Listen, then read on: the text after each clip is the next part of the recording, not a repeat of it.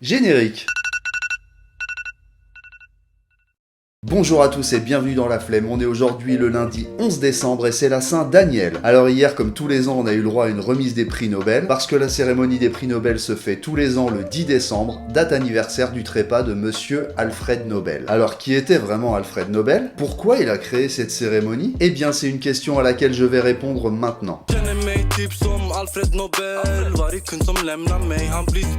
À la base, Alfred Nobel, c'est le fils d'un industriel qui a fait fortune en inventant le contreplaqué, nouveau matériau de construction plus brevet déposé égale blindax. Après ça, son père il va monter un labo pour étudier et développer tout ce qui peut exploser. Et ça marche tellement bien qu'il va commencer à vendre des armes, mais des grosses armes.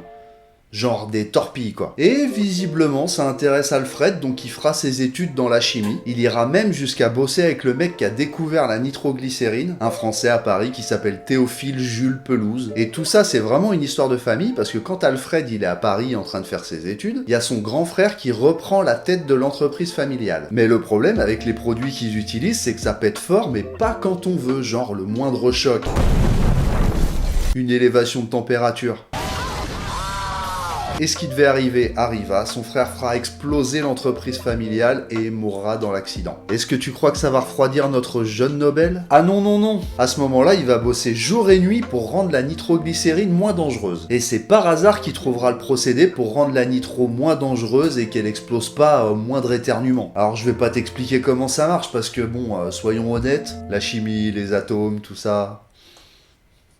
Il déposera le brevet du mélange de la nitroglycérine avec ce stabilisateur, ce qui donnera la dynamite. Oui, oui, le mec qui donne les prix Nobel de la paix, c'est celui qui a inventé la dynamite. Ce qui non seulement rendra ce produit utilisable dans plein de secteurs d'activité, mais surtout il va tellement en vendre qu'il deviendra un des plus gros marchands d'armes de la planète. A fortiori, un des hommes les plus riches. Et cette idée-là, Alfred, il est pas à l'aise avec ça. Mais quel est le rapport avec les prix Nobel, vous allez me dire? Eh bien, c'est une très bonne question. Vu qu'il culpabilise beaucoup que son invention lui est totalement échappé, il va profiter de sa thune tout le temps où il est en vie quand même, faut pas déconner. Mais il laissera un testament où il demandera que sa fortune, estimée à 180 millions d'euros quand même, serve à rendre le monde meilleur. Alors il demandera à ce qu'un prix soit décerné aux grandes avancées de la littérature, la physique, la chimie, la médecine et la paix entre les nations. Et pas de mathématiques parce que la légende dit que sa copine le trompait avec un mathématicien. Après, on n'a pas la version de la dame non plus. Parce qu'elle, elle est quand même rentrée dans l'histoire en étant la meuf qui a trompé Alfred Nobel, ce qui est pas vraiment cool pour sa mémoire, je trouve. Toujours est-il qu'il n'y a pas de prix Nobel de mathématiques. Il décédera le 10 décembre 1896 et c'est 5 ans plus tard qu'aura lieu la première cérémonie. Il est l'heure de passer à la suggestion musicale du jour. Aujourd'hui, je profite de cette histoire pour placer Miss Dynamite, It's Take a More. Ce titre est désormais disponible dans la playlist suggestion musicale que vous pouvez retrouver sur la chaîne YouTube de La Tasse TV. N'hésite pas à t'abonner à notre chaîne YouTube, ça fait vraiment plaisir. Je suis en train de vous concocter la même playlist que vous pouvez retrouver sur Spotify. Vous tapez La Tasse TV dans Spotify et vous tombez sur toutes les suggestions musicales du jour. Alors aujourd'hui on parle de prix Nobel, il faut que je vous parle de Douglas Prescher. Ce monsieur a découvert une molécule fluorescente révolutionnaire que nous on comprend rien les moldus forcément. Sauf qu'il l'a découvert mais il n'a pas pu continuer ses études faute de moyens. Et 3 de ses collègues ont repris ses recherches et ont eu tous les 3 un prix Nobel et pas lui.